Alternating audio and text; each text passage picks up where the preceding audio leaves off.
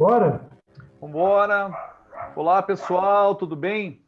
Estamos aqui para fazer a apresentação sobre a representação da mulher no período do Renascimento, que faz parte da disciplina História das Artes, que é ministrada pelas professoras Bianca e Fabiana.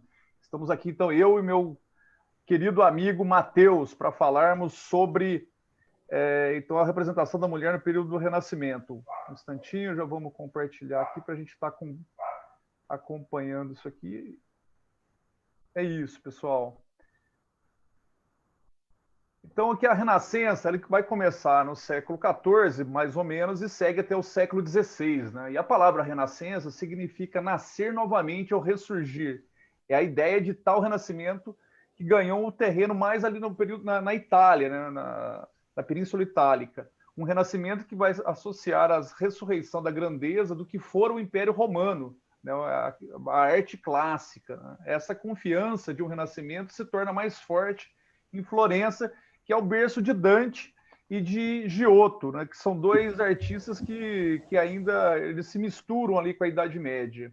Então, o que foi o Renascimento? Né? Em resumo, o Renascimento poderia ser definido como o despertar do humanismo, entendido filosoficamente como a crença nas possibilidades criativas do ser humano, em contraste com o teocentrismo defendido pela Igreja, onde Deus ocupava o centro do mundo. Lembrando que o Renascimento ele é um período pós-Idade Média, né? E qual que é o contexto histórico ali, pessoal? Então, o Renascimento ele está inserido no contexto da Idade Moderna, né? Que é o período pós a Idade Medieval ali. Né? Então, temos que entender que até o século XIV, a Europa vivia um sistema fechado, né? Estruturado em classes distintas, dominado pela nobreza feudal. E todos os fatos da história eram reflexo da vontade de Deus. Então, era Deus no centro do mundo, né? Era o teocentrismo regendo toda a história da humanidade. E quais as características principais do Renascimento? A gente colocou aqui o antropocentrismo, né, que é o homem no centro do mundo, ao contrário do teocentrismo da Idade Média, o otimismo, né, que leva o homem renascentista a buscar novos patamares, o racionalismo, o humanismo enquanto pensamento filosófico, o hedonismo, né, valorização dos prazeres sensoriais, o individualismo e a inspiração na antiguidade clássica, que eu falei um pouco daquilo, né, que eles voltaram o olhar para Roma e para a Grécia. Então, nas artes, a produção artística e cultural é a principal marca do Renascimento. Né? Grandes artistas como Leonardo da Vinci, Michelangelo e Rafael manifestaram um ideal renascentista em pinturas, esculturas, afrescos, além de desenvolver estudos em diversas áreas do conhecimento. É claro que temos outros artistas, mas a gente pincelou esses três, porque o nosso tema aqui está voltado para a questão das mulheres. Aqui a gente contextualizando aqui os três, né, três exemplos, né, de expoentes do Renascimento. O Michelangelo, que pintou a abóbada da Capela Sistina, Pietà e Baco. Rafael, influenciado pelas obras de Michelangelo, foi um dos maiores pintores da Renascença. E Leonardo da Vinci, que é um gênio, né, que dominava pintura, escultura, matemática, arquitetura, enfim. São três expoentes aqui dentro do período renascentista. E as mulheres, pessoal? As mulheres do período do Renascimento. A mulher na sociedade moderna, renascentista, ela ocupava um papel que oscilava em dois extremos, né? O da mulher ideal e religiosa e aquela mulher subversiva que representava o mal, né? Que aí tem que lembrar que está um período também ali da reforma e contra-reforma. Então, colocamos aqui, a figura maléfica da mulher já era presente desde a Bíblia, né? No Jardim de Éden, do Éden, né? Em que Eva foi a primeira a desobedecer a Deus ao comer o fruto proibido e incitou Adão a comer o primeiro pecado. Então, a questão religiosa ali e machista bate em cima nessa questão. A figura relacionada às bruxas e às mulheres que não seguiam os padrões católicos, como, por exemplo, as protestantes e as judias. A mulher ideal, então, pessoal, era aquela que seguia os preceitos do cristianismo, né? E que não se aventurava por outros ambientes que não fosse o lar e que não tivesse a língua solta. Né? E aqui a gente passa aqui para o meu querido Matheus, que ele vai falar um pouco do feminino dentro do período da Reforma Protestante. Segue aí, Matheus. E aí vou começar aqui. E o que foi a Reforma Protestante, né? Ela foi um movimento que surgiu no século XVI e foi fruto da insatisfação com algumas atitudes da Igreja Católica, né? Então, o que é o protestantismo? É a reunião das doutrinas religiosas das igrejas, né, que separaram da Igreja Católica Romana, né? Então, é não adoração de imagens, oposição ao celibato, o questionamento dos porquês não fazer, né, venda de títulos eclesiásticos, entre outros. Os principais nomes da Reforma Protestante, Martinho Lutero e João Lutero. Calvino. Lutero, 1483 a 1546, João Calvino, 1509 a 1564. Então, no protestantismo, há uma gradual liberação feminina, na verdade. Né? Pode passar. Passou? Sumiu aqui para mim, peraí. Não passou, não. Eita. Um instantinho.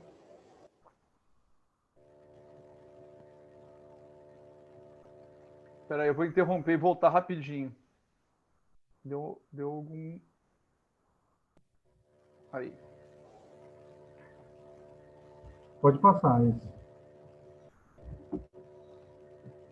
Então, a gente vai falar sobre as artistas do Renascimento, né? Então, na pintura, a gente tem a Sofonisba Anguissola e Lavínia Fontana. Foram duas pioneiras da pintura que alcançaram reconhecimento e notoriedade entre seus contemporâneos. Ambas sabiam como quebrar os estereótipos sociais atribuídos às mulheres em relação à prática artística, nos quais havia um ceticismo profundamente enraizado sobre suas habilidades. Então, na literatura, Cristina de Pisano e Margarida de Navarra, poetisas que ficaram conhecidas por suas críticas à misoginia dentro do campo literário no século XVI. O que é misoginia? É aquele preconceito que tem contra as mulheres, né? A Sofonisba, ela pertencia a uma família de origem nobre. Seu pai concedeu às filhas uma educação humanística, considerada adequada para as mulheres jovens da época. Sofonisba praticou, acima de tudo, o retrato e alcançou uma fama que, graças às suas origens aristocráticas, a fez chegar a uma corte espanhola, onde foi dama da rainha, Elizabeth de Valois. Uma posição que ofuscou seu papel como pintora, mas que a fez referência para outros artistas. Pode passar.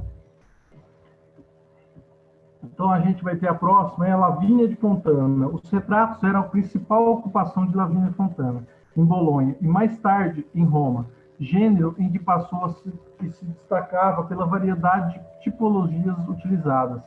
Ela era, sem dúvida, a pintora favorita das damas, cujas reivindicações de mundanismo e luxo sofisticado estavam bem refletidas em seus retratos. Então, aí vocês podem ver aí uma a Lavínia, autorretrato dela tocando piano, que já é uma coisa de burguês, digamos, da época, né, de luxo. Olha, parece que é um castelo, uma casa mais luxuosa, os móveis ao fundo. Não era todo mundo que tinha o privilégio de saber ler, poder tocar, ter esse tipo de liberdade, né? Pode passar. Cristina de Pisano nasceu em Veneza, 1310, e faleceu em Foice, 1430. Foi uma poetisa que viveu na França durante a primeira metade do século XV. Ela era conhecida por criticar a misoginia presente no meio literário da época, predominantemente masculino, e defender o papel vital das mulheres na sociedade. Foi a primeira mulher francesa de letras a viver do seu trabalho. Olha a imagem dela também, com os colares, né? Isso tudo era luxo, na verdade, nessa época para as mulheres. Pode passar. Então, aí, nem todos os homens, especialmente os mais sábios, compartilham a opinião de que é ruim para as mulheres serem educadas. Mas é muito verdade que muitos homens tolos alegaram isso porque os desagradou que as mulheres soubessem mais do que sabiam. O livro das cidades das senhoras. Então, isso daí que reflete. As mulheres não poderiam ser melhores que homens. Como que pode uma mulher ser melhor que um homem? Né? Então, aí existia muito misoginia aí nessa época. como é que uma mulher pode fazer qualquer coisa. Então, ela era para cuidar da casa, para fazer determinadas outras funções, não deveriam saber jamais mais de qualquer homem, né? Pode passar. Margarida de Navarra. Margarida de Navarra era a filha mais velha de Carlos de Orleans, conde de Angoulême e de Luísa de Saboia. Seu pai morreu quando ela tinha 12 anos, mas ela foi bem educada por sua mãe, e na corte de Luís XII. Foi rainha consorte de Navarra pelo seu casamento com Henrique II de Navarra e irmã do rei Francisco I da França. Então ali a gente tem o Henrique I de Navarra e Margarida, o retrato de Margarida, da rainha Margarida e Margarida de Navarra. Vocês podem perceber que todas existem pérolas, ouro, rainha. Então, todas essas mulheres que marcaram determinada época tinham um certo poder aquisitivo grande, né? Que eram de famílias mais ricas. Pode passar. E a mais famosa de todas aí, que a mídia também se destacou muito no cinema, né? Que foi a Joana d'Arc, né? Que ela nasceu no dia 30 de maio de 1931. A jovem francesa foi queimada em praça pública ao ser acusada de heresia e feitiçaria por um tribunal eclesiástico inglês e francês. Na época, ela tinha somente 19 anos. Ela era caçula entre 4 filhos do casal de agricultores e artesãos, Jacques d'Arc e Isabelle Romé. A família era muito religiosa, inclusive Joana, que frequentava a igreja com regularidade. Então, o que acontece? Quando aquela pessoa tinha uma certa superstição, era dada bruxaria, encantamentos, mesmo ela tendo um tipo de... o que ela acreditava, se ela adivinhasse ou tinha outro tipo de religião, ela era julgada por isso, muito criticada. Tanto é que a Joana foi queimada. Então, muita gente era bruxa, eram bruxas, na verdade, tipo, possuíam feitiçarias, encantadoras e tudo mais, né? E assim, lembrando que essa época foi a época que a gente deixou de... Tudo era dado por Deus, então uma coisa divina, se nasceu naquela família. Não, agora o que era considerado? O próprio centro do mundo era o homem determinava o que ele poderia fazer, não era Deus mais, né? Então, assim, cada um tentava ter uma certa liberdade, né? E principalmente as mulheres, que eram mais repudiadas, como o nosso amigo Miguel falou, a respeito, desde o começo, né, na Igreja Católica, a Eva, no caso, comeu o fruto proibido. Ela foi responsável por ter saído do paraíso, do homem ter deixado o paraíso. Então, sempre temos uma crítica constante às mulheres desde o passado, né?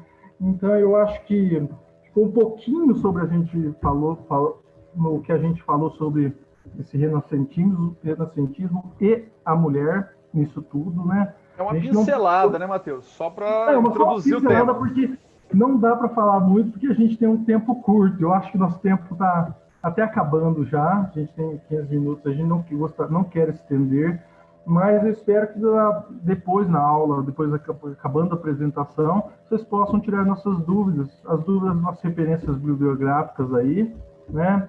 A gente usou alguns livros, textos aí disponíveis, e espero que vocês tenham gostado, né? Pessoal, então estamos à disposição para discussão aí depois. Obrigado à professora Fabiana, à professora Bianca, né? E a gente vamos tentar depois ajudar isso no debate. Um abraço, valeu, Matheus. Obrigado, falou, Miguel, abração.